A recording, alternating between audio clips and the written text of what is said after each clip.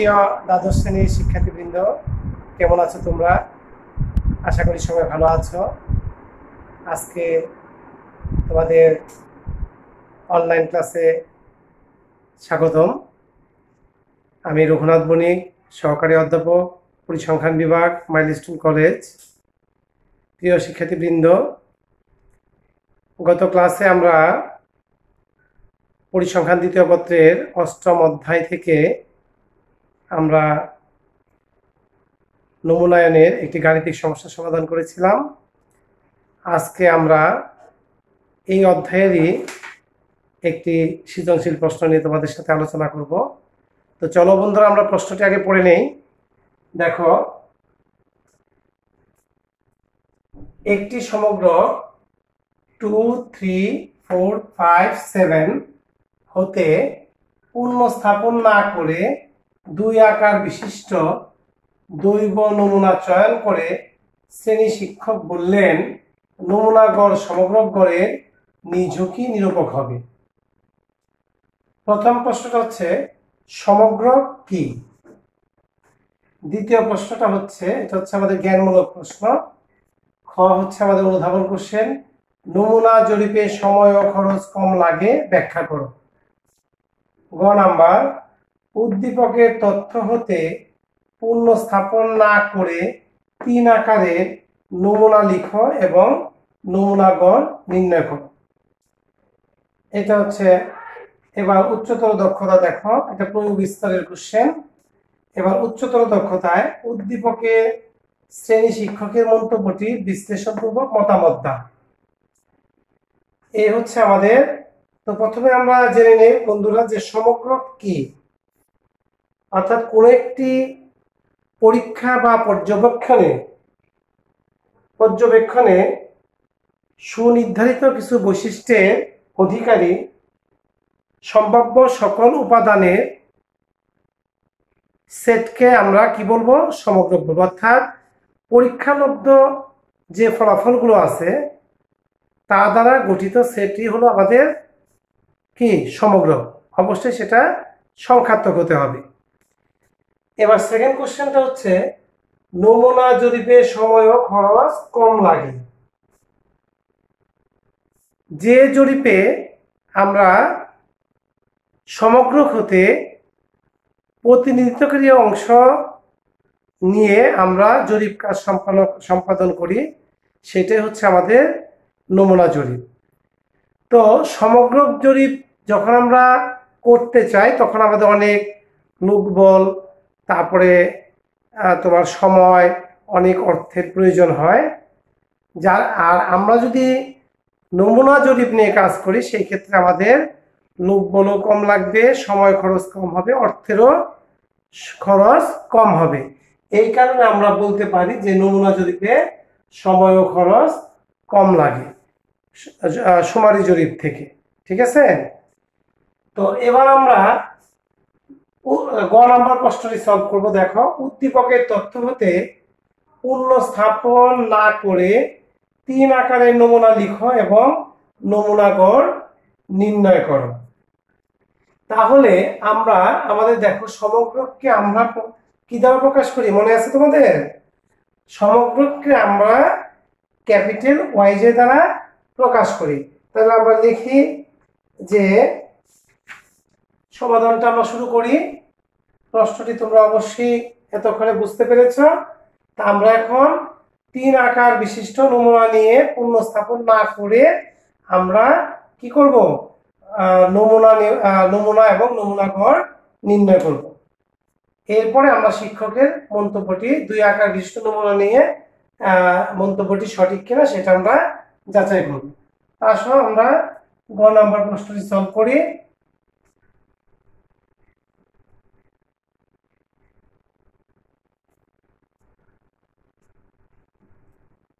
গ নাম্বার, দেখো যে ধরি আমাদের ওয়াইজে হচ্ছে কত ছিল? আমাদের ওয়াইজের ভ্যালুগুলো ছিল 2, 3, 2 3 4 5 7 2 3 4 5 7। তাহলে এখানে আমাদের সমগ্রকের আকার কয়টা? 1 2 3 4 5। তাহলে এখানে n সমগ্রকের আকারকে ধরা হবে n = 5। আর আমাদের নমুনা কয়টা নেওয়া হয়েছে? 3টি। তাহলে স্মল n হচ্ছে 3। এখন এই 5 আকার সমগ্রক হতে 3 আকার নমুনা নিয়ে আমরা কতগুলো নমুনা গড় পাবো? তাহলে পুনঃস্থাপন ছাড়া নমুনাগার যে পাবো তার সূত্রটা আমরা কিন্তু দেখেছিলাম, যে সূত্রটা হচ্ছে NC_N। এটা হচ্ছে পুনঃস্থাপন ছাড়া মোট নমুনা বিন্দুর সংখ্যা, নমুনাগড়ের নির্বাচিত নমুনাগড়ের সংখ্যা। তাহলে আমরা লিখি পুনঃস্থাপন ছাড়া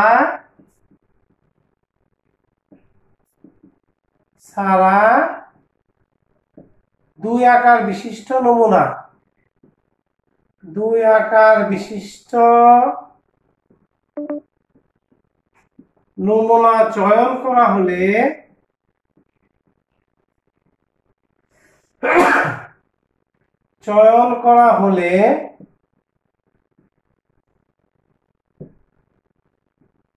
মোট নমুনা বিন্দুর সংখ্যা হবে।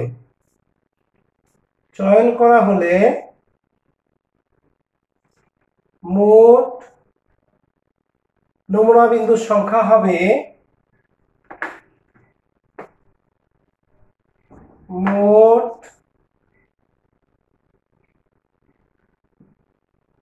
মোট নমুনা বিন্দুর সংখ্যা হবে বিন্দুর সংখ্যা হবে NC_N। দ্যাট মিন্স কত? 5C3। এটা তোমরা ক্যালকুলেটরের মাধ্যমে বের করে ফেলতে পারবে।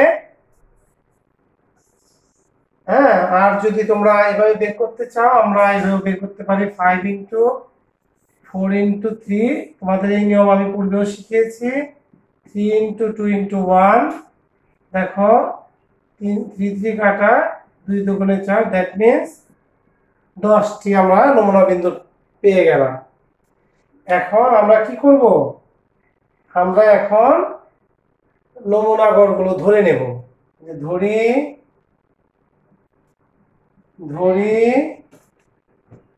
আমাদের নমুনা গড় সমূহ, নমুনা গড় সমূহ এখানে আমাদের এখানে এটা বের না করলেও আমাদের চলবে, আমরা ডাইরেক্ট সকে চলে যেতে পারি, সেখান থেকে আমরা নমুনা গড় বের করে নেব। এখন যেহেতু পুনঃস্থাপন ছাড়া আমরা নমুনা এবং নমুনা গড়ের সারণী করব, সেই ক্ষেত্রে দেখো আমাদের এই দুইটা যখন আমরা নেব, এই দুইটার ফেরত দেব না, তার মানে 2 আর রিপিট হবে না। ঠিক আছে, পুনরায় আমরা ফেরত না দিয়ে বাকি সংখ্যাগুলো আমরা 3 বার করে নেব। যেমন 2 এর সাথে আমি কি করব? 2 নেওয়ার পরে ফেরত না দিয়ে আমরা কি করতে? 2 এর সাথে 3 নিতে পারবো, 4 নিতে পারবো। তারপরে 2 এর সাথে 3 5 নেব, 2 এর সাথে 3 7 নেব। ঠিক আছে, আবার 2 এর সাথে 3 5 নেব, তারপরে 2 এর সাথে 3 7 নেব। এইভাবে আমরা দুইটাকে আর রিপিট করব না, জাস্ট 2 নিয়ে আমরা বাকি দুইটা করে নিয়ে আমরা সাজাবো, অর্থাৎ কোনো সংখ্যা রিপিট হবে না। তাহলে আমরা দেখো সারণীটা সাজাই, যে নমুনা ও নমুনা গড়ের তালিকা, নমুনা ও নমুনা গড়ের তালিকা। দেখো নমুনা ও নমুনা গড়ের তালিকা, এইটাই আমাদের চাওয়া হয়েছে গড় নাম্বার প্রশ্নে। আমরা সেটা বের করি তালিকা। তাহলে আমরা কয়টা নমুনা নেব? 10টি। দেখো আমরা 3টা ছক করি।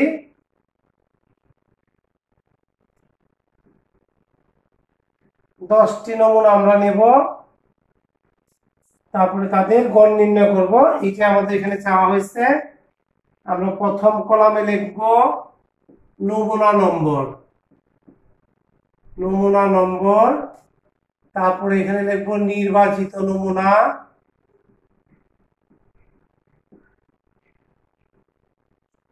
তারপরে আমরা লিখব নির্বাচিত নমুনা,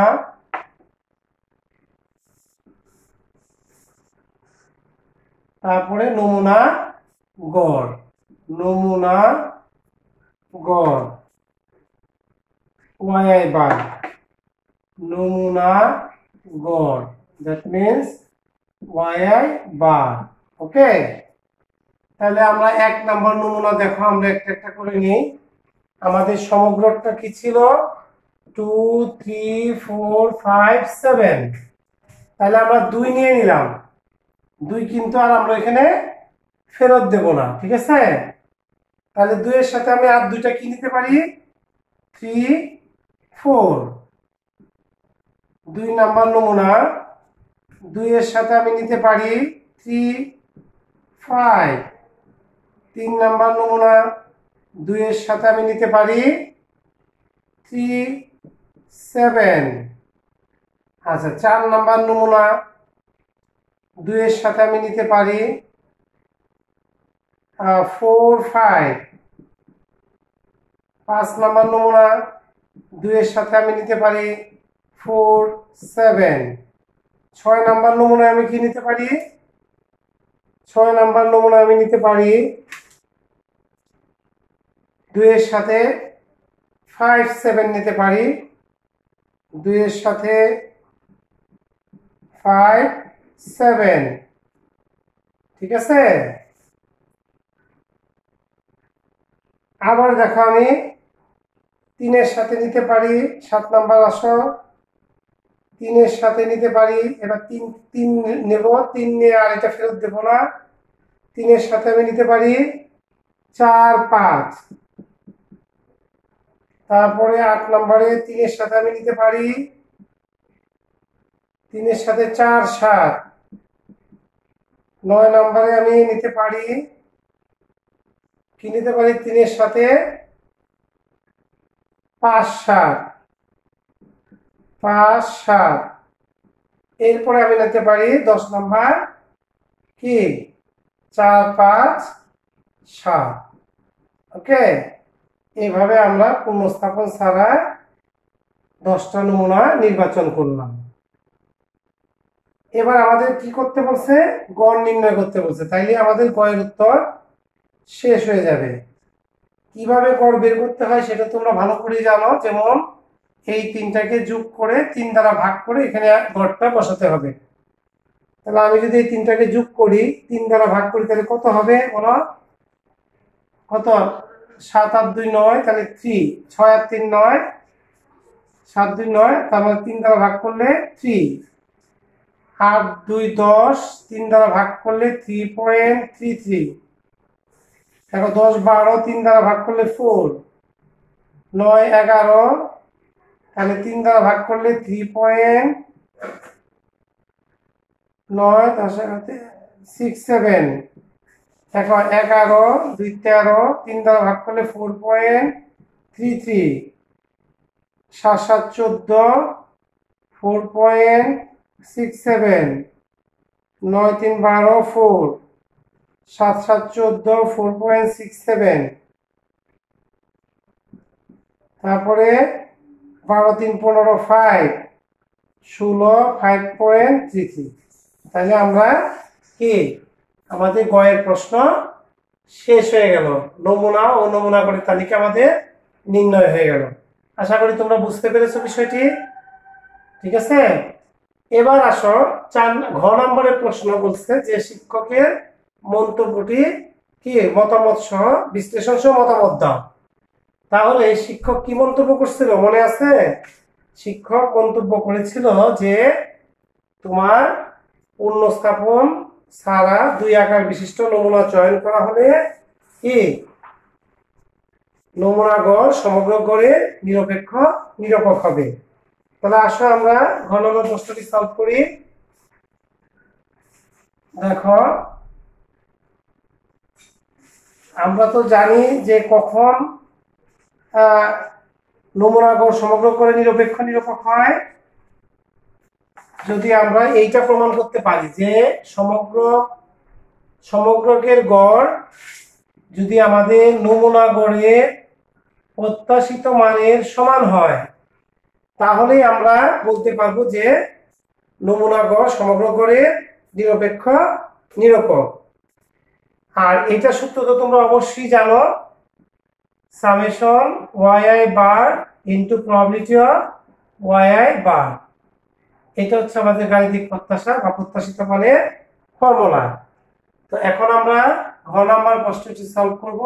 বন্ধুরা দেখো, তাহলে আমাদের প্রথমে কি করতে হবে, আমাদের সমগ্র গড় বের করতে হবে। তাহলে আমাদের কি দেওয়া ছিল, আমরা গ হতে লিখেছি কি, গ হতে প্রাপ্ত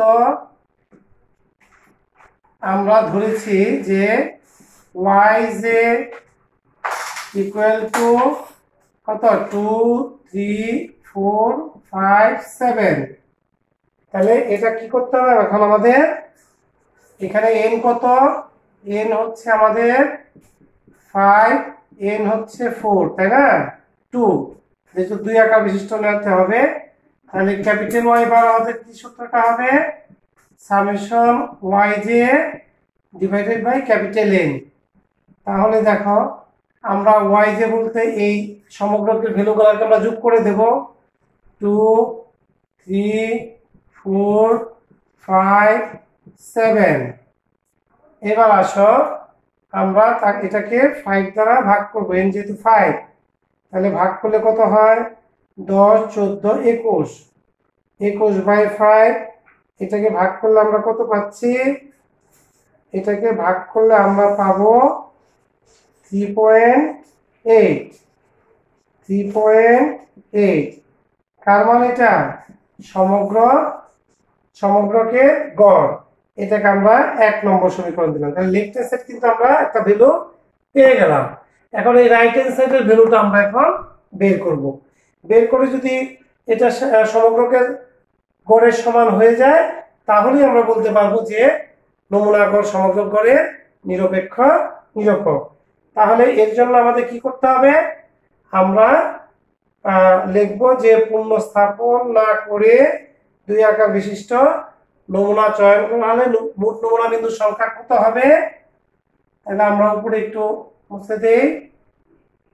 এখন আমরা লিখব যে পূর্ণ স্থাপন না করে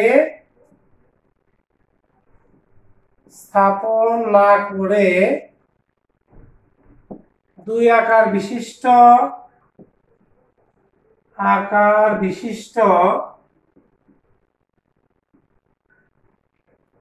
নমুনা চয়ন করা হলে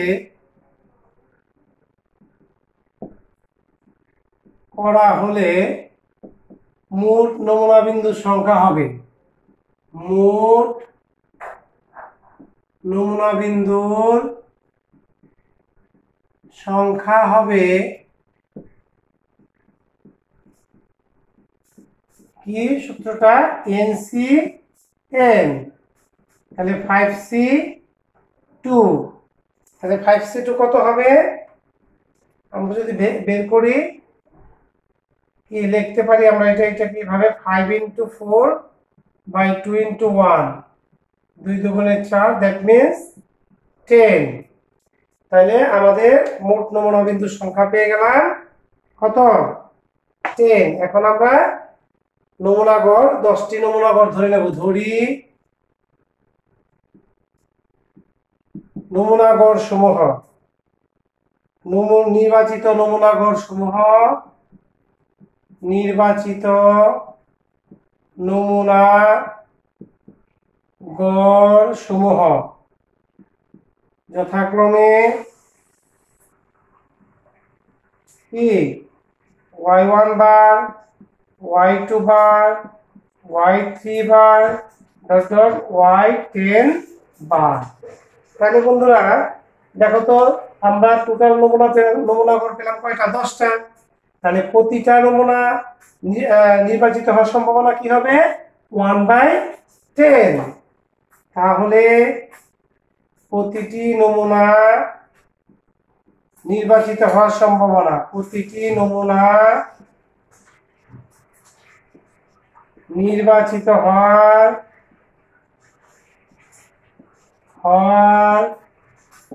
সম্ভাবনা কি হবে?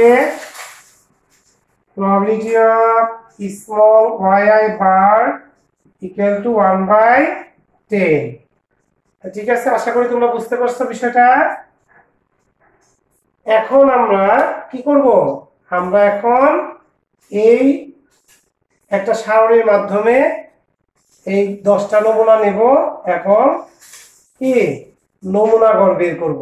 ঠিক আছে, তারপরে আমরা ওই সূত্রে বসাই দিয়ে রেজাল্টটা বের করে দেখব যে রাইট হ্যান্ড সাইডটা আমাদের কি 3.8 আসে কিনা। তাহলে এখন আমরা কি করব?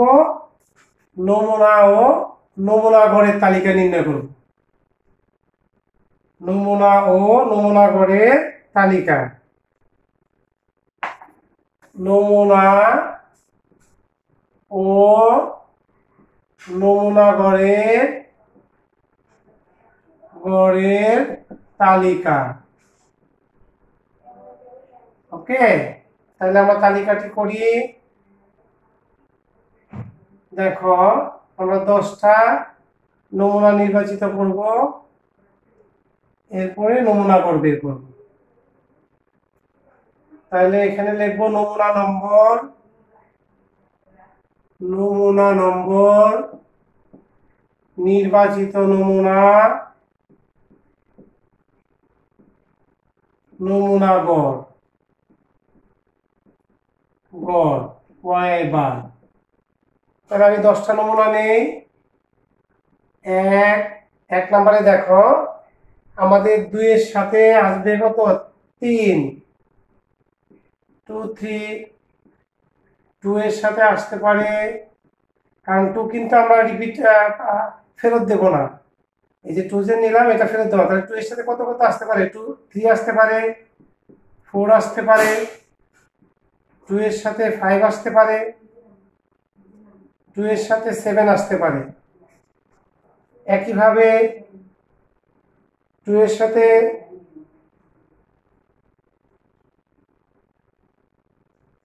তারপরে আসো 5 নাম্বার।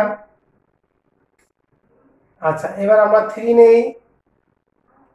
3 এর সাথে 4 আসতে পারে, 3 এর সাথে 5 আসতে পারে, 3 এর সাথে 7 আসতে পারে। এবার আমরা 4 নেই। 4 এর সাথে কি কি আসতে পারে? 4 এর সাথে 5 আসতে পারে, 4 এর সাথে 7 আসতে পারে। 10 নম্বরে আমাদের 5 এর সাথে 5 নিলে 5 এর সাথে শুধু 7 আসবে। আমাদের হয়ে গেল পুনঃস্থাপন ছাড়া 2 আকার বিশিষ্ট নমুনা ও নমুনা গড়ের সারণী আমরা তৈরি করে ফেললাম।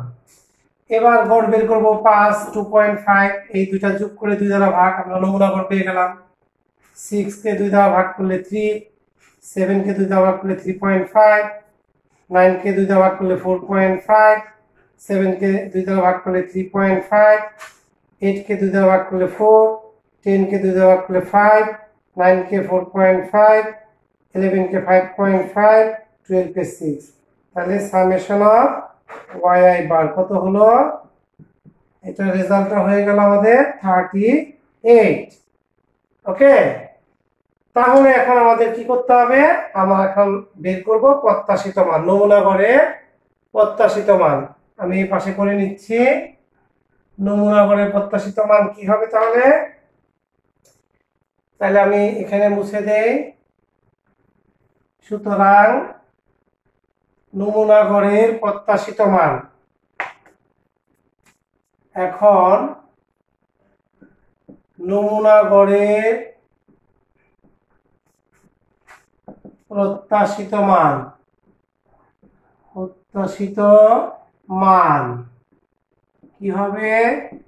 expectation of yi bar equal to summation yi bar into probability of yi bar. ওকে, তাহলে সামেশন y বার কত পেলাম আমরা? 38, আর প্রবাবিলিটি অফ y বার কত পেয়েছিলাম? 1/10 ইকুয়াল টু 3.8। কার মান পেলাম এটা? নমুনা গড়ের প্রত্যাশিত মান। এটাকে আমরা ইকুয়েশন নাম্বার 2 দিলাম। তাহলে 1 ও 2 নাম্বার ইকুয়েশন থেকে আমরা কি পেলাম বন্ধুরা? কি পাচ্ছি বলো একজন? হ্যাঁ, 1 আর 2 থেকে আমরা কি পেয়ে গেলাম? 1 ও 2 নম্বর সমীকরণ হতে পাই, সমীকরণ হতে পাই। কি পাই? Capital y bar equal to expectation of small yi bar. তার মানে কি আমরা সুতরাং কি বলতে পারি? সুতরাং নমুনা গড় সমগ্র গড়ের নিরপেক্ষ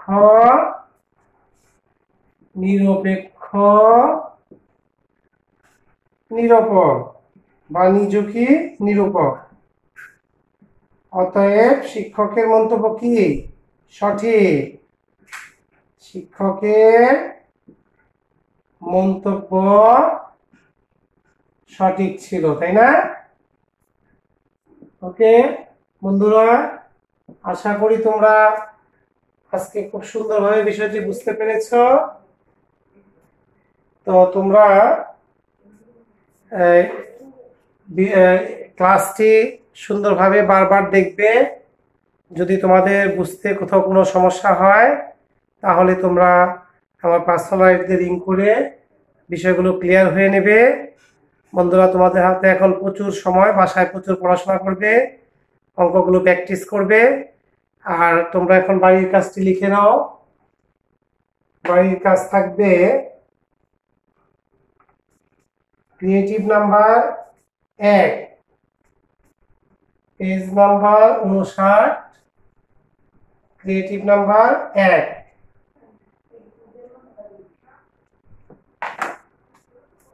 বাড়ির কাজ